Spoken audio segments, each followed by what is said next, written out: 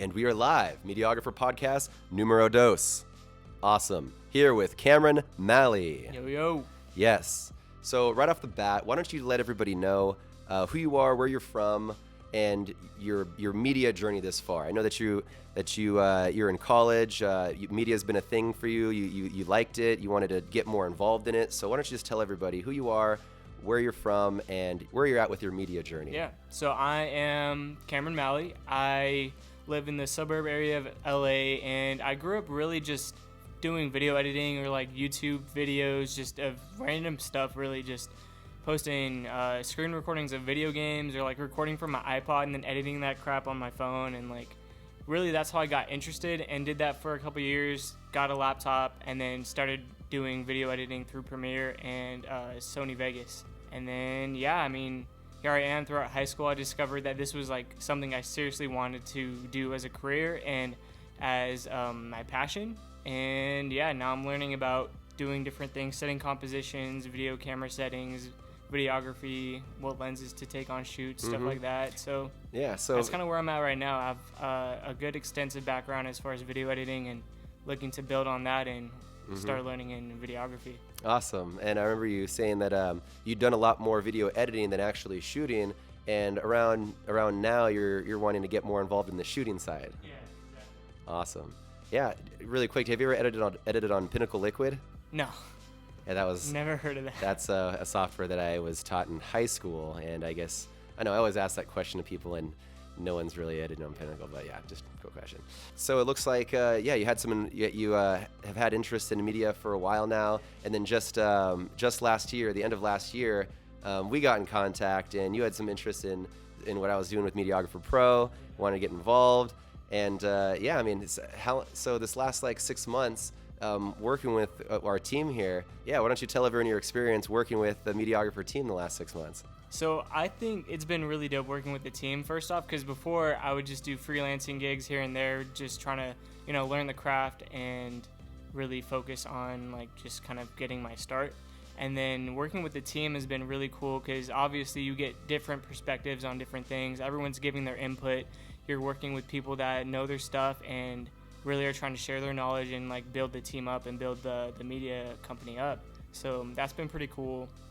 And it's definitely been really resourceful as far as myself as a mediographer, someone who is still learning as far as videography and photography, working with the team. Yeah, it's cool. And each person provides their value. And as much as you're learning from everybody else, we're all learning from you too. On our team, you've taken more of a role with a lead role in our After Effects stuff, which is really cool. Several guys on our team have some skills here and there, but you've been kind of diving in on your own time, plenty of hours, probably late nights, just figuring stuff out because After Effects can be really tricky. So when did you download After Effects onto your computer for the first time? It's funny because even coming from someone who's just doing this as a hobby before growing up, I guess that's kind of the good thing about that is it kind of was built as a hobby and something that I enjoy doing. Editing is always something that people find as something extensive and tedious. Nothing, it's tedious, something that no one really wants to do. Going out and shooting and knowing your shit on that is the fun part. Then when it comes to post and editing, that's the long aspect of it. That's where other people really, really shine, exactly. So... Just downloading Premiere and After Effects, just cracked versions off of YouTube or something. What year was that you your first? How old were you? That's a better question. Yeah, how old were you I was probably 13 or 15, starting on Sony Vegas, and then 16 or 17 learning Premiere in high school, and then from there being oh whoa, After Effects is taking off. Yeah, that's something Adobe cool here. is kind of passing up on Sony Vegas or Final Cut. So. And how old are you now? Now I'm 21. Fresh 21. This last month.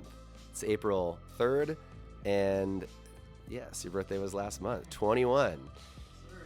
Did you go out to Vegas and party on the Strip? I didn't do shit for my 21st birthday. Because unfortunately, we're in a kind of a situation here globally.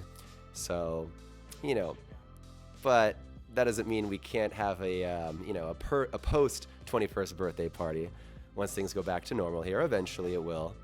And so we'll have to redo that So now, I mean, from my perspective, After Effects, it's been around for a minute, but really it's been the last couple years where I've really seen laptops, especially MacBooks, be able to handle the workload.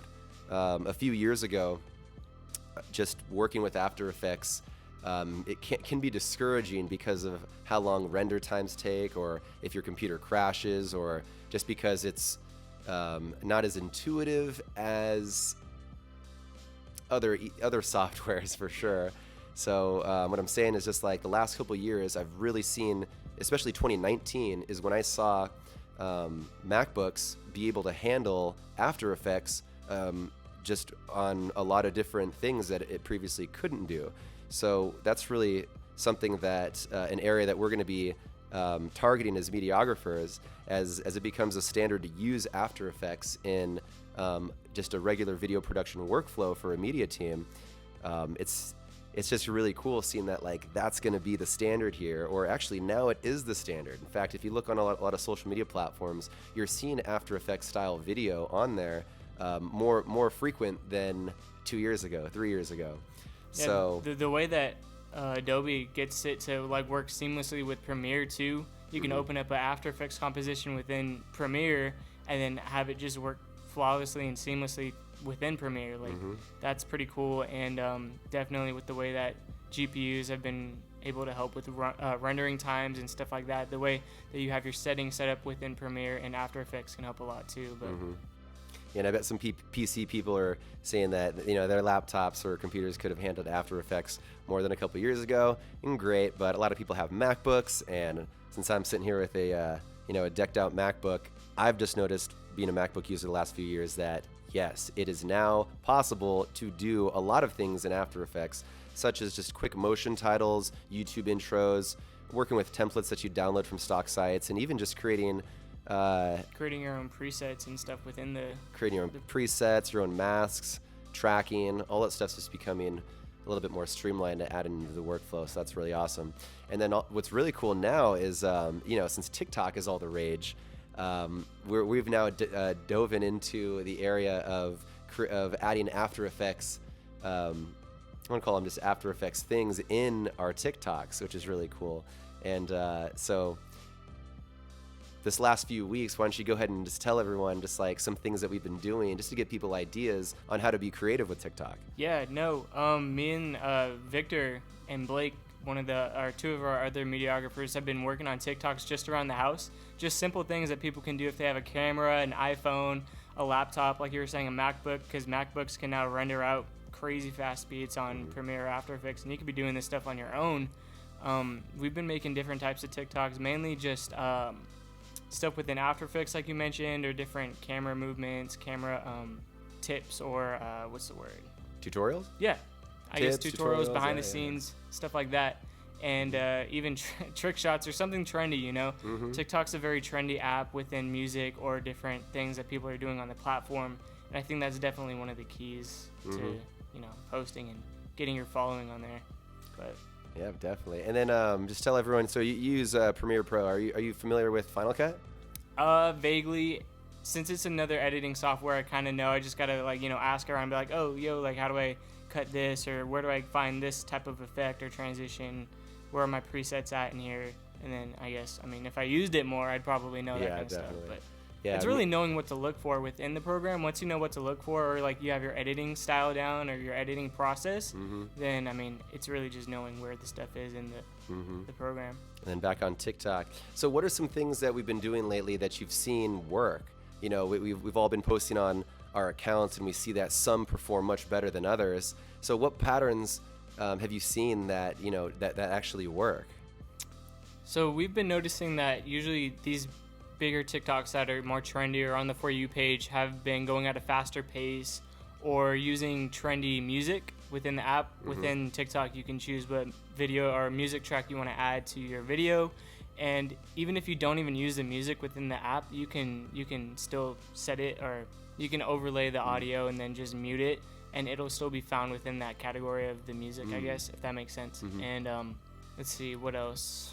For one thing that I've seen work is it's fast pace is probably the most important thing.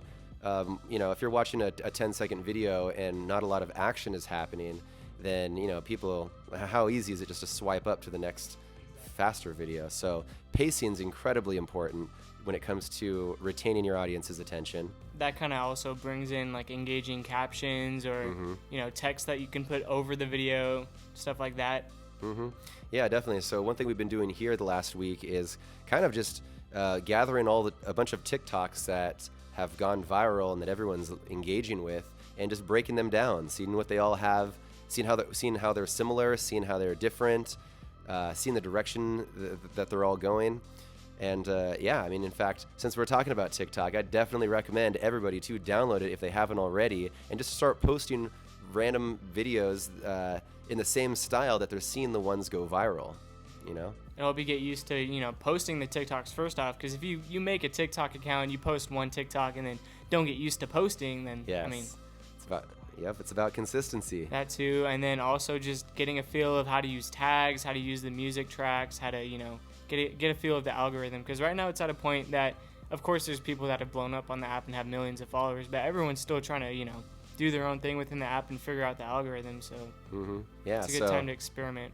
Oh, yeah. And then another thing I just want to bring up is, the importance of posting on all social media platforms for a business or a personal brand. They're both heavily important. So one thing that we're going to be teaching a lot here moving forward is how to create longer form content and break it down into a bunch of smaller videos as well. So in one session of filming, creating your YouTube video, getting the IGTV videos that are like 1 to 4 or 5 minutes, and then having smaller videos that are both for stories and posts and highlights, and at the same time making some TikToks. So all of that's incredibly important and stuff that we go over inside of our program, Mediagrapher Pro.